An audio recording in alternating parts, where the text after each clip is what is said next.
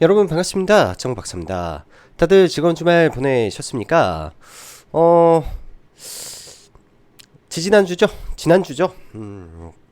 지난주부터 시작된 이 실버게이트 파산, 그 다음에 SVB 뱅크의 파산, 그리고 퍼스트 리퍼블릭 급락과 유럽에 있는 CS, 크레디트 스위스까지 일련의 이슈들이 굉장히 빠르게 진행이 되고 있는 듯 합니다. 그 과정 속에 미국의 정부와 연준의 이 개입, 지원, 그리고 기타 11개 미국 은행의 300억 달러 지원, 그리고 스위스에 있는 CS 은행의 스위스 정부의 지원까지 뭐 악재와 호재가 반복되면서 변동성을 키우고 있는 그런 시장 환경 속에서 사실은 뭐 아직까지도 변동성이 매우 큰 시장의 모습이 지속되고 있다라고 밖에 볼 수 없는 시장의 모습인데요.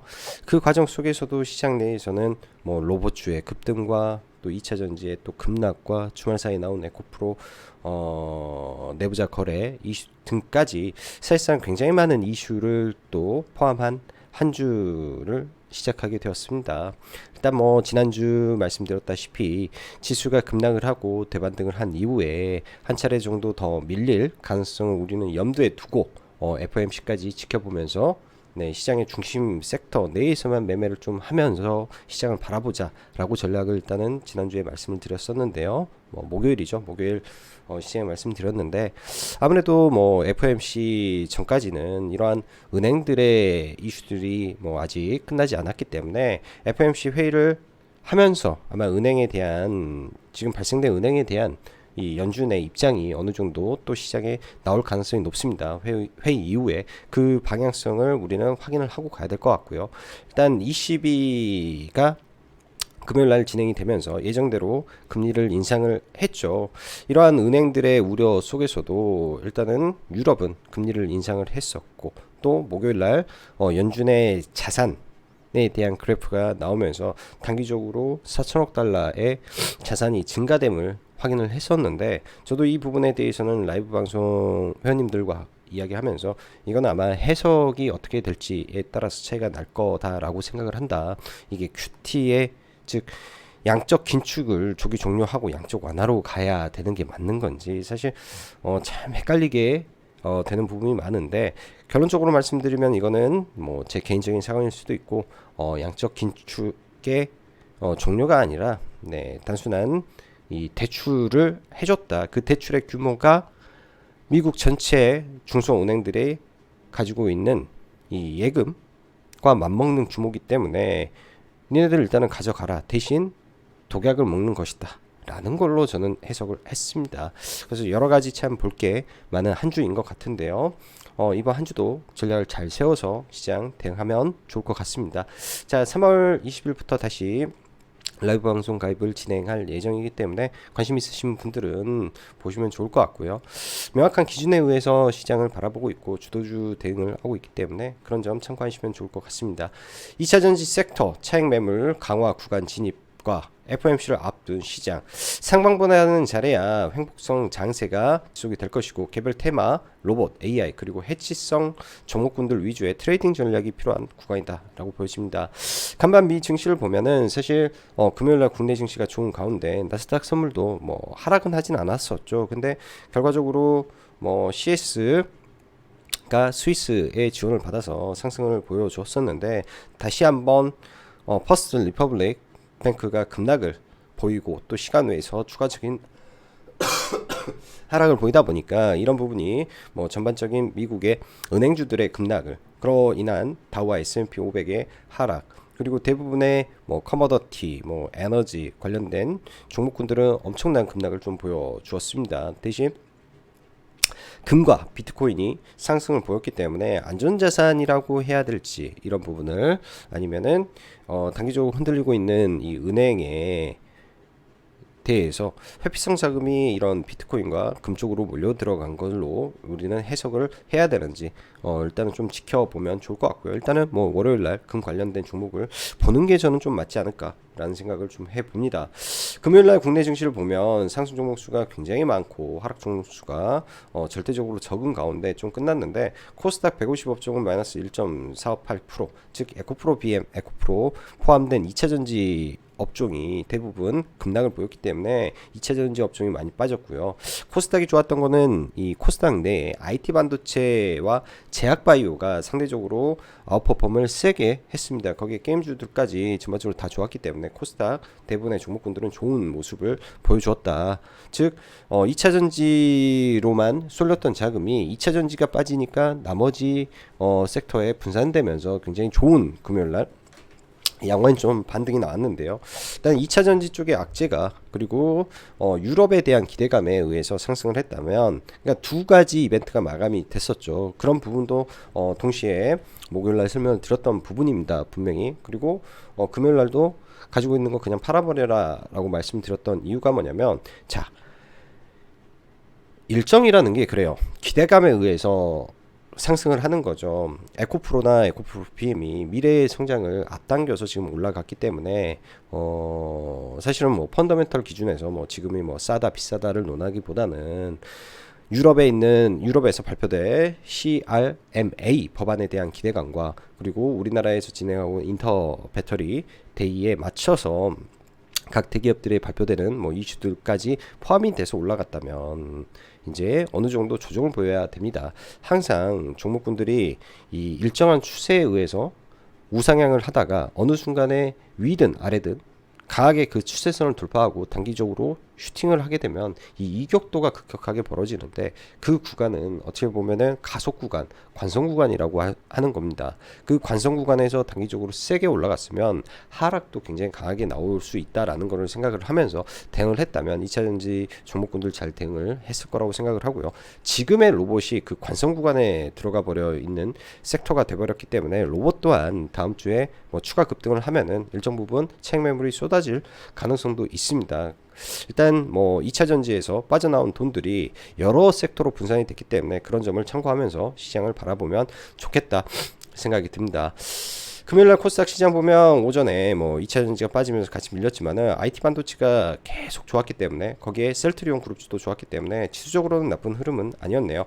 자, 한 주간 다시 한번 시장을 리바이벌 해보겠습니다. 시장은 SVB 뱅크 파산에 따른 돌발 상황에 의해 급락과 되돌림 상승을 보이며 금요일 국내 증시는 반등을 하면서 마감이 되었고 미증시는 하락을 그리고 비트코인과 금은 급등을 이어가고 있는 상황에서 마무리가 되었습니다. SVB 뱅크의 파장이 미 정부와 연준의 개입 그리고 퍼스트 리퍼블릭의 흔들림에 미국 11개의 은행의 300억 달러 지원 이슈에도 불구하고 금요일장 다시 큰 폭의 하락을 보이고 또한 CS 크레디트 스위스는 UBS 인수 타진을 20일날 발표를 한다라고 합니다. 그리고 20여 개의 전용기가 워렌 버핏에게 달려갔다라는 말까지 나오는데요. 일단 이 워렌 버핏에게 달려갔다라는 이 부분에 대해서 이 사태가 뭐 생각보다 더 큰가? 그래서 그런가? 라고 저는 이제 반대쪽으로 좀 생각을 해보고요. 뭐 워렌 버핏이 끼어들어서 잘 해결되면 좋은 일인데 또 그렇지 않다면 일단은 우려감을 또 오히려 만드는 이슈지 않나라고 좀 역으로 생각을 저는 좀 하고 있습니다. 자, 그럼 시간을 다시 목요일로 돌려서 SVB 뱅크 파산 이후 연준은 문제되는 은행들의 대출을 해주어 예금자 보호를 해주기로 했습니다. 그 규모는 2조 달러, 엄청난 규모이며 실제 목요일 그간 지속 감소하던 연준 자산은 다시 300억 달러 가량 증가를 하면서 미증시가 강하게 상승 마감을 해 주었습니다. 시장에서는 이게 양적 긴축 종료 혹은 양적 완화로 다시 전환된다 라고 말을 좀 많이 돌더라고요. 또 반대로 아니다 라는 언풀이 난무하였습니다. 여기서 이제 팩트만 놓고 보면 그리고 이 팩트라는 게 개인적인 사견이라고 말씀드리고 시작을 해보면 2조 달러는 중소은행 전체의 예금 규모와 맞먹는다 이면서 망하더라도 그건 책임져 줄게 라는 발언이나 똑같습니다. 여기에 유동성 지원은 현재도 높은 금리인데 여기에 추가 가상금리 0.1%를 더한 자금 지원이라 이걸 받아도 중소은행은 망한다 이것 같 망한다. 저는 이것 같다라는 생각이 개인적으로는 든다고 보여집니다. 즉 구멍난 독에 물 붓는 땜빵질 정책에 가깝지 않나 생각이 드는데요. 즉 망하지만 않게 좀 연장을 해주는 모습인 걸로 생각이 드는데, 그렇다고 이게 시장에 급락을 만들겠다, 아니다로 생각하는 것보다는 보이는 관점을 직시하면서 이러한 돈이 과거 코로나 때처럼 개인들 주머니에 꽂아주는 인마이 포켓을 해주는 돈의 성격하고는 완전히 다르기 때문에 절대 양적 완화의 신호탄이 될 수 없다라고 봐야 될 것 같습니다. 그렇기 때문에 처음 변화의 급등과, 즉 목요일날 미증시의 급등이었죠. 이후 시장에 해소했다는 은행주들의 재차 하락이 나왔다라고 볼 수 있으며, 그에 따른 비트코인과 금이 움직였고 주말 사이 워렌 버핏으로 향하게 된 것입니다. 그 이후 지속 추적하면서 봐야 되며, 일련의 내용들을 정리한다면 지수는 자리야 박스권 내지는 FOMC 이유를 보면서 개별 이슈 종목이나 보며 서서히 움직여야 된다라고 보여질 것 같습니다. 간반 미증시를 보면 여전히 빅테크는 큰 데미지가 없는 가운데 유럽 CMRA 이벤트가 끝나면서 전기차 섹터만 조금 안 좋은 모습으로 마감이 되었는데요. 국내 증시의 경우 코스닥 기준 금요일 800포인트를 근접했기 때문에 단기 저항이며, 코스피는 2차 전지 대형주들의 단기 조정이 들어가게 되면 정말 볼 종목이 없는 상태이기 때문에 테마주, 개별주 접근 위주로 봐야 된다라고 될 것 같습니다. 삼성전자의 300조 투자 이슈, 그리고 바닥권 반도체 섹터의 균적 반등과 2차 전지 섹터의 급락의 시작, 그리고 제약바이오 섹터의 3월 유럽 바이오 학회, 4월 미국 학회를 앞두고 움직임을 보이는 모습 속 순환매가 반도체냐 바이오냐 이렇게 움직임을 약간 보여주는 듯 하고요. 그렇기 때문에 추적 관찰이 필요할 것으로 보여집니다. 특히 셀트리온 제약의 모습을 눈여겨봐야 되지 않겠나 생각이 드네요. 2차 전지에서 빠져나오는 돈들이 지금 제약바이오, 반도체, 로봇 등으로 분산되고 있고, 그중 로봇 섹터에 가장 강력하게 돈이 흘러가고 있는데, 레인보우 로보틱스가 이틀 연속 조 단위 거래 대금을 터뜨렸습니다. 목요일도 1조고 금요일도 1조, 굉장히 많은 돈들이 쏠려가고 있기 때문에 이런 점, 그 다음에 에코프로의 이번 내부자 거래 이슈에 의해서 급락이 좀 나온다면 관심을 가지고 좀 저는 봐볼 생각이고요. 그 하락의 깊이가 어디까지 올지 각자의 라인을 정해 보십시오. 저는 이 부분에 대해서 굉장히 시스템화가 되어 있다라고 말씀드리고 싶습니다. 거의 대부분의 급등주, 거의 모든 종목군들은 거의 똑같은 패턴에서 똑같은 움직임을 과거에도 그렇고 현재도 그렇고 지속적으로 보여주고 있습니다. 그 비율, 구조 전혀 달라지지 않고 개인들이 가장 공포에 떨 수 있는 구간에서 주가는 아마 반등을 할 걸로 저는 생각이 드네요. 자, 로봇 섹터, 일단 파동상으로 보면 3파동이 완성된 상태에서 또 각도가 직각으로 올라가고 있습니다. 말 그대로 광기로 올라가는데, 그러나 매매할 섹터가 보이지 않기 때문에 봐야 되고, 그 외에는 여전히 천천히 대응을 할 필요는 있을 것 같네요. 자, 그리고 서서히 다음 주 FOMC가 끝나면 뭐가 있습니까? 윤 대통령의 미국 방문 일정이 있습니다. 그리고 6월에는 MWC에서 XR 공개 여부가 있죠. 그리고 상반기 양자 암호 이슈가 있고요. 이런 이슈들이 차곡차곡 있기 때문에 이 관련된 이슈들 잘 추적 관찰을 해봐야 될 것 같습니다. 사우디 네옴시티 이슈를 저도 이제껏 한미 글로벌이라든지 관련된 건설 쪽만 생각을 하고 있었는데, 돌이켜서 생각을 해보면 사우디 투자청과 우리나라에서 이제 한국, 사우디 투자청 해가지고 지분 투자를 해주는 이슈가 있었었죠. 그 당시에 참여했던 4개 회사가 존재했었는데, 이번에 다 올라가는 걸 보면서 이런 부분들, 미래에 파급력이 있는 이슈에 대해서는 정말로 디테일하고 꼼꼼하게 자료를 보면서 계속 추적 관찰을 해야 되는 거구나 라는 생각을 주말 사이 저는 다시 한번 했었습니다. 그런 부분에 대해서 사실 우리가 버티지 못하고 힘들어하는 거는 딱 한 가지 이유라고 생각이 들어요. 과도한 비중에 의해서 버티지 못하기 때문에 그런 것이고, 과도한 비중이 올라가게 되면 번정 구간에 오면 또 팔아버리게 됩니다. 그런 점들 생각을 하면서 단타의 강력한 스캘핑 돌파 구간에서는 비중을 치면서 올라가는 게 일반적인 거고, 내가 스윙이라든지 투자의 관점에서 본다면 아주 계획적으로 서서히 사서 들어가는 전략을 해야 설사 그 종목이 지금 가지 않더라도, 예를 들어서 내가 10,000원의 종목을 샀는데 10,000원에 내가 가지고 있는 100만원 전체를 넣었다, 예를 들면요, 10,000원에 내 돈 100만원을 다 넣었어. 근데 이게 70만원이 되고 60만원이 됐다 라고 했을 때 나는 내 만원은 6천원이 됩니다. 근데 만원에 있던 종목을 처음에 나는 10만원만 사보고 오르든 내리든 어느 범주 내에서 그 구간을 넘어갔을 때 나는 20만원을 더 사겠다. 예를 들면 8천원에 20만원을 더 사고, 예를 들어서 그 다음에 6천원에 갔을 때 다시 나는 3천원을 사겠다. 그러면은 60%가 들어가는 거죠. 그럼 6천원이 들어갔는데 평단가는 위에서부터 반반씩 샀기 때문에 결국 7,500원의 평단가가 되는 거고, 나머지 뭐 5천원까지 반토막이 나버렸다. 그러면 내가 가지고 있는 4천원을 다 집어넣어서 하나의 비중을 맞춘다면 내 평단은 이게 5천원이 됐어도 6천원이 되기 때문에 올라갔을 때 만원 원래 자리만 회계를 하더라도 수익률은 벌써 33%가 되는 구조가 될 수밖에 없습니다. 그렇기 때문에 비중이라는 게 굉장히 중요한 거라고 생각이 들고요.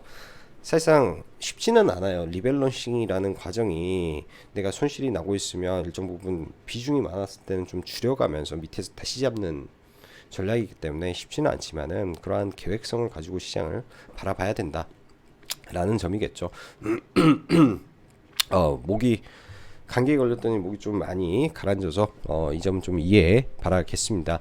자, 2차전지부터 하나하나 그냥 큰 이슈만 좀 보도록 할게요. 에코프로 그룹 내부자 거래 의혹으로 2020년부터 21년에 이동채 회장은 이미 이력을 남겼었죠. 그 당시 에코프로, 특히 에코프로가 거의 마이너스 27%까지 떨어졌으면서 엄청난 급락을 좀 보였는데, 그때도 여러 가지 설이 많습니다. 방화설, 그 다음에 공매도 세력의 개입에 의한 이슈 등등 말이 굉장히 많았었는데, 이번에도 엄청난 공매 세력이 또 참여를 했겠죠. 얼마나 먹을 게 많습니까?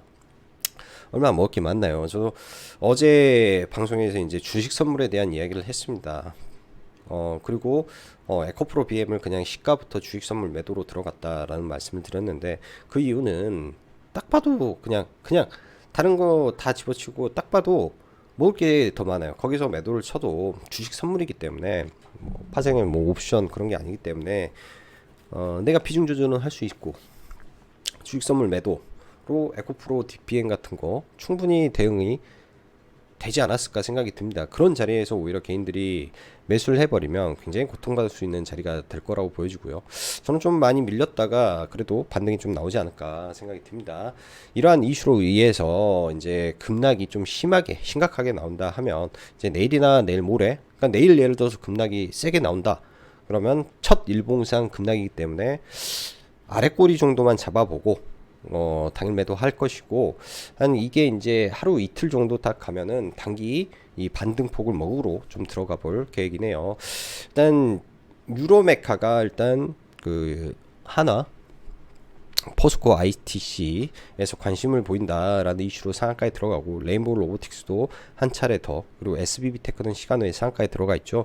로봇주들이 굉장히 좀 세게 올라갔는데요. 일단은 상한가에 들어간 유로메카, 그리고 삼성전자 OEM을 담당할 인탑스 정도 보면서 좀 볼 계획이고, SBB테크나 SPG 이 종목군도 한번 보도록 하겠습니다. 일단은 밸류에이션은 다 무시하고 지금 올라가는 거기 때문에 사실 이런 걸 지금 생각하고 종목을 못 사죠. 글로벌 1위 로봇 감속기는 하모닉 드라이브 시스템즈라고 일본 회사입니다. 영업이익이 한 900억 정도 나오고 매출 한 5천억, 6천억 정도 되는데 시가총액이 4조죠. 그러면은 밸류에이션은 얼마를 받고 있다라는 게 대충 계산이 나옵니다. 그러면은 우리나라 기업 중에 감속기 회사에서 10억이라 좀 어느 정도 매출과 뭐 이런 거를 정확하게 감속기로만 벌어들이는 회사가 얼마나 될까요? 이게 좀 문제라는 거죠. SBB테크를 상대적 밸류로 따졌을 때 뭐 한 20억 번다 치면 40분의 1로 봐야 되겠죠. 40분의 1. 근데 지금 주가는 10배 차이 난다 라는 거기 때문에 밸류에이션이 뭐 6천억, 7천억 가게 되면 굉장히 고평가가 되는 거고, 레인보우 로보틱스 같은 경우에는 지금 뭐 파워는 말할 것도 없습니다. 뭐 이제 300배, 400배 가야 되겠죠. 그렇기 때문에 이런 점을 보면서 하이 리스크 구간에서 이제 매매가 진행이 되고 있다라고 볼 수 있을 것 같습니다. 금값이 많이 올랐네요. 일단 뭐 금값이 이제 박스권 상단을 치려고 가고 있는데 단기적으로 금값이 좀 세게 올라가고 있는데 이런 구간을 돌파하게 되면 금 관련된 종목군들이 단기 슈팅이 세게 올라갑니다.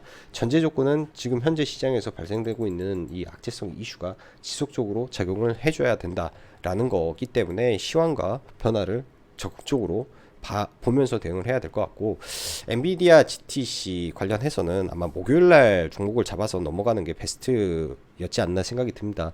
저도 이제 우리 회원님들하고 해서 목요일날 뭐 기존에 좀 물려있던 거는 추가 매수로, 그리고 뭐 일부 최고점 매도가 좀 됐는데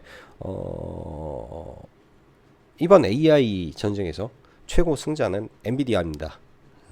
그런 관점에서 이제 월요일부터 GDC가 개최가 되는데 이제 그 관련된 모멘텀이 남아있기 때문에 한 차례 정도 급등을 하게 되면 단기 모멘텀에 의해서 매도를 좀 잡고 보면 되지 않을까 생각이 드네요. GDC 게임 개발자 기술 컨퍼런스이기 때문에 게임 관련 이슈라든지 이런 게 좀 나올지 체크하면서 좀 보면 좋을 것 같습니다. 뭐 개별 이슈로는 지금 위메이드가 싱가포르에서 이제 중국 회사죠. 중국 회사랑 이제 그 오랫동안 이 손해배상 청구 소송을 진행을 했었는데 이 싱가포르 ICC와 이제 중국과 한국은 다 가입이 되어 있기 때문에 상위법 기준에 의해서 한국에서는 그게 이제 바로 진행이 됩니다. 그러면은 이미 액토주 같은 경우는 가압류가 되어 있는 상태이기 때문에 가처분 신청이 되어 있으니까 이제 집행만 하면 되겠죠. 그러면 국내 액토주 소프트는 최대 악재고 하한가 들어갈 이슈겠고, 이런 부분에서 위메이드는 호재이기 때문에 호재가 어떻게 반영을 하는지. 그리고 카카오 게임즈는 21일 날 신작 출시가 있습니다. 그 신작 출시, 항상 게임은 신작 출시하고 망하게 되면은 뭐 초급락을 해버리고요. 근데 급락을 했다가 이제 시간 외에서 올라가는 경우도 많습니다. 왜? 당일날은 데이터가 안 나오니까. 시간에 올라가는 경우도 많습니다. 그래서 급락 이후에 올라가는지 이 정도만 저는 좀 체크를 하고 볼 것 같고요. 사우디 한국 산업단지 프로젝트 아스트가 5억 달러 투자 최종 실사 단계다 라는 이슈에 상한가에 들어갔는데, 이런 것들은 뭐 차트 보면서 이야기해 보면 될 것 같네요. 자, 지수 한 번씩 보죠. 미 증시 같은 경우에는 뭐 부러졌다 안 부러졌다 뭐 이거를 논하기는 좀 어렵고요. 단기적으로 이 박스권에서 지금 움직이고 있다 정도로만 일단 보는데, 일봉상에서는 큰 문제가 없습니다. 근데 주봉상에서는 역배열이죠. 주봉상에서는 역배열이고 위에 내려오는 이 저항권을 돌파를 못하고 있기 때문에 주봉상의 60일선은 저항으로 작용하는 거구나. 월봉상은 또 문제가 없어요. 월봉상은 문제가 없는데 이 구간을 맞고 떨어지면 오히려 이게 수렴하고 빠질 수 있는 구간이다. 그렇기 때문에 차라리 횡보성 장세가 나오는 게 가장 베스트고 돌파는 좀 어렵겠다 정도로 해석을 하고 있는 이유고요. 자, 코스닥 구도는 아직도 변함이 없고 생각도 변함이 없습니다. 여기까지 밀렸다가 반등을 하게 되면 이 정도 반등을 예상을 했는데 생각보다 하락의 폭이 적었죠. 이 폭만큼이 적었습니다. 그래서 반등의 폭도 이 폭이죠. 지금 여기보다 좀 더 크니까 좀 더 키워서 하면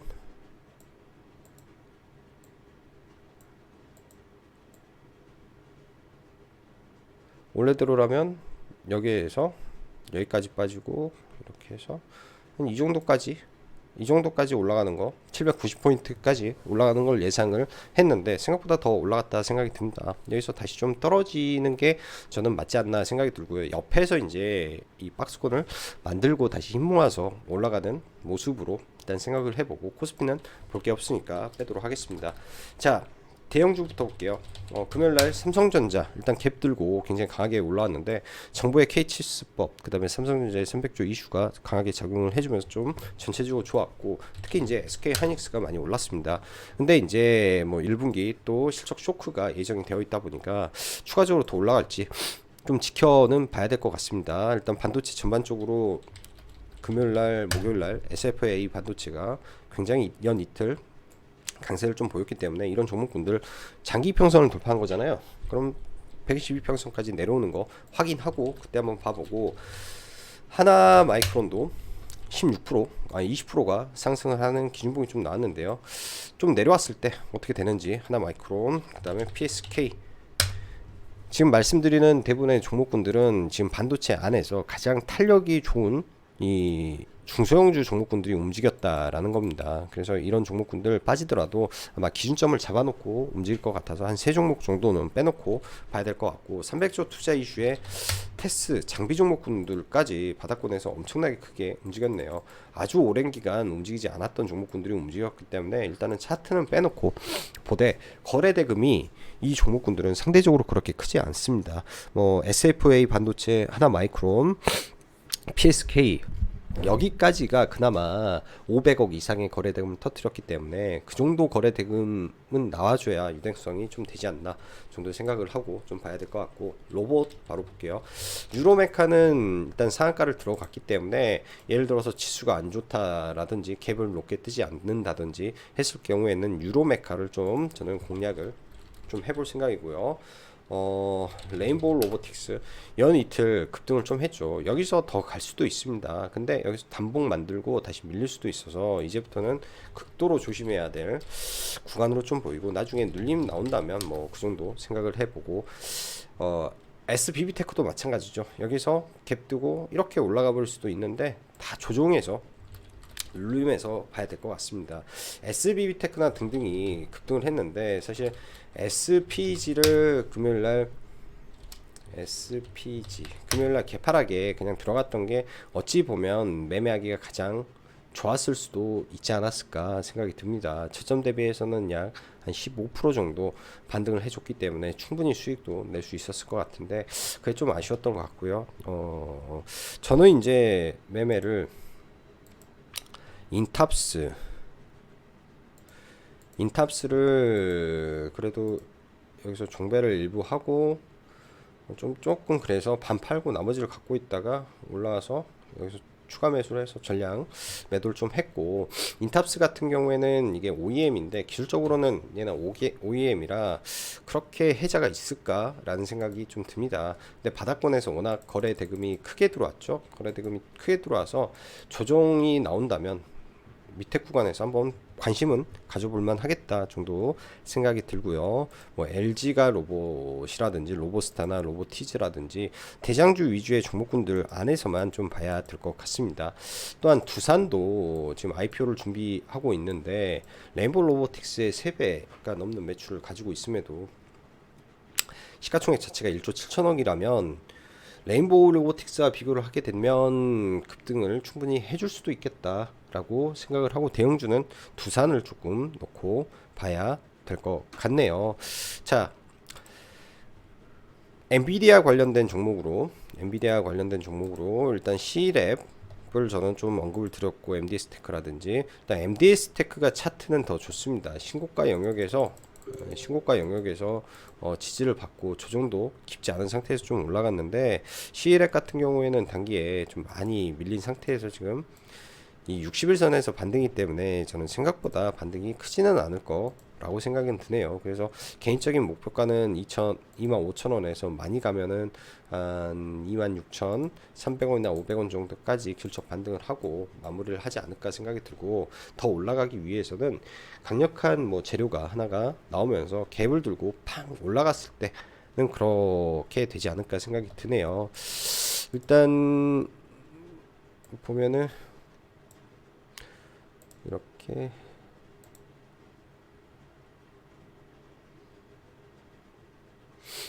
이렇게 해서 일부 물량은 매도를 좀 하고, 미리 이제 23,700원에 걸어놓자라고 말씀드렸으니까 매도를 하고, 나머지 물량은 월요일날 대응을 해 보려고 합니다. 금요일날 AI 관련된 종목군들도 상당히 시장에서 좋았던 종목군들 많아요. 과거에 뭐 대장이었던 코난도 반등을 하고, 뭐 마인즈랩도 16%가 올라간 상태에서 추가적으로 좀 올라가는데, 마인즈랩 같은 경우에는 이 CB 발행에 성공을 했고 더 좋은 이슈 조건에 의해서 CB를 발행했다라는 기대감이 있으니까 좀 더 강하게 움직인 것 같습니다. 강하게 움직인 것 같고요. 자, 그래서 마인즈레까지 좀 빼놓고 볼 필요는 있고, 자, 그 다음에 금 관련된 엘컴텍, 지금 단기 과열에 좀 들어가 있죠.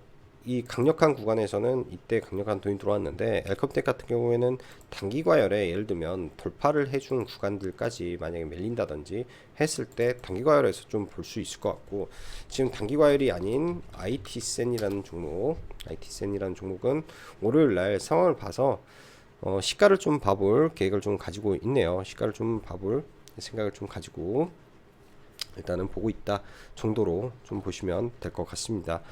자, 셀트리온 제약, 최근에 바닥권에서 1차적으로 급등을 한 상태에서 이 과거 아이큐어가 만든 돈의 폐질 패치를 이제 얘네가 유통을 하는 거죠. 국내에서 유통을 하는데, 그런 관련한 돈의 폐질 이 심포지엄을 개최한다라는 이슈가 다시 한번 트리거를 만들어줘서 돌파를 했습니다. 일단 강력하게 돌파를 이 구간에서 한 거죠. 그럼 어찌됐든 주가가 밀리더라도 99만원 언저리에서는 지지의 영역이 있기 때문에 좀 볼 수 있을 것 같고, 저도 이거는 좀 매매를 들어갔는데 돌파로 들어갔는데 얼마 크게는 먹지는 못했던 것 같습니다. 그냥 85,000원에 들어가서 9만원 전에 좀 팔아버리고 좀 말았는데요. 최소한 여기까지는 좀 버틸 수 있었는데, 그리고 이런 자리가 참 좋은 자리였는데 매매는 좀 못한 게 좀 아쉬웠지 않나 정도 생각이 드네요.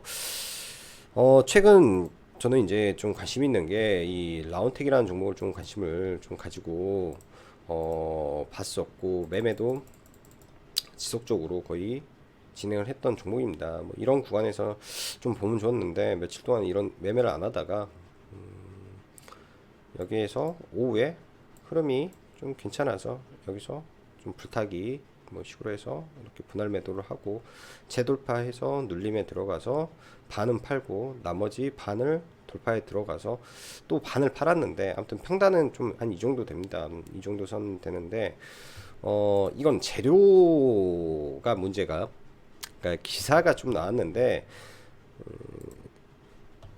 이제 분할 매도를 한다라는 게 사실 그래요. 최근에 삼성전자 이슈가 나오고 하면 웬만한 종목군들은 다 급등을 하는 게 일반적입니다. 내용 자체는 라운텍, 삼성, 로보디어, XR, 군침, 국내 유일, 세계 최초 기술력, 여기까지만 보면 삼성전자가 꼭 인수한다라는 내용 같지만은 새로울 게 하나도 없습니다. 그냥 삼성전자가 뭐 하겠다, 제목만 저걸 갖다 붙였지 삼성전자가 뭐 인수하겠다 뭐 그런 내용은 하나도 없습니다.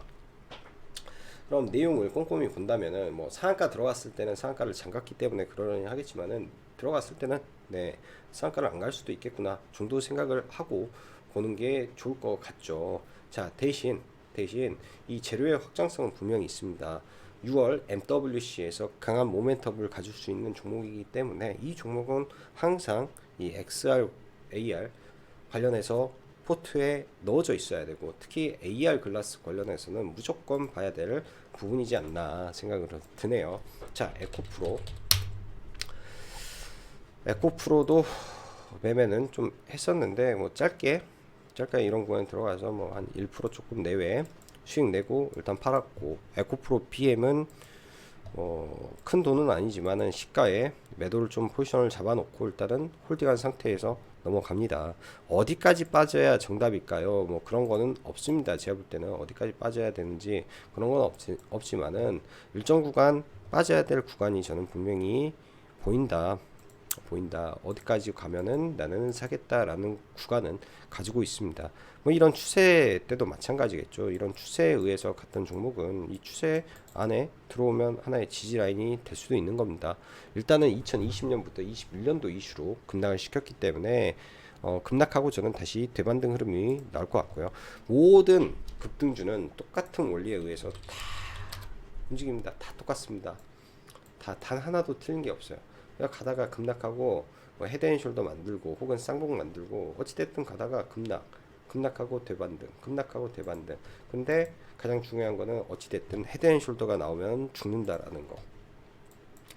이 시그널 나왔을 때는 넥라인이 깨지는 거기 때문에, 그러니까 여러 번 눌렸다 반등한데 이런 눌림이 많은 구간들 있죠. 예를 들면 이런 자리들 눌림이 많은 구간들에서 이렇게 돼버렸을 때는 손절입니다. 이거는 이게 헤드앤숄더고요. 뭐가 있을까? 한신기계야. 얘도 보면 헤드앤숄더 눌림이 많았던 구간 깨지면 이런 돌파했던 자리가 반등하고 깨지면 무조건 손절. 이런 자리들 꼭 체크를 해놓고 봐야 되지 않을까 생각이 드네요. 그 외에 사실 뭐 메디톡스라든지 종목군들, 뭐 케어젠이라든지 종목들, 그 다음에 원택이라든지 시장이 좀 불안해서 많이 밀린다 했을 때 관심을 가지고 좀 지켜봐야 될 종목군들이기 때문에 계속 체크를 해놓고 봐야 될 것 같고요. 아무튼 내일 올 한 주는 또 시작부터 약간의 좀 우려감과 기대감을 같이 내포하고 움직이는 시장이다 보니까 약간의 부담도 좀 가는 시장인 듯 하네요. 그런 점 참고를 하시면서 좀 시장 대응을 잘 해보셨으면 좋을 것 같고, 마지막으로 사우디 투자청 투자 이슈가 좀 존재를 하는데, 투자 이슈가 그 관점에서 에스코넥이라는 종목도 이 아리셀이라는 리튬 배터리 관련된 자회사가 투자를 받을 가능성이 존재를 합니다. 이런 종목도 이런 구간을 돌파를 하는데 좀 왜 올라가나 했더니 그런 이슈가 있더라고요. 그런 거 참고해서 보시면 좋을 것 같네요. 자, 다음 한 주간 시장은 좀 어지럽긴 하지만 여전히 시장 단기에 폭발적으로 움직이는 유동성과 그런 점에서 종목군들은 많이 존재를 하기 때문에 그런 점 잘 체크하셔서 좀 보시면 좋지 않나 생각이 듭니다. 충분히 뭐 매매해 볼 만한 종목군들도 많이 있는 것 같네요. 자, 오늘도 시청해 주셔서 감사하고 여기까지 짱구 박사였습니다. 감사합니다.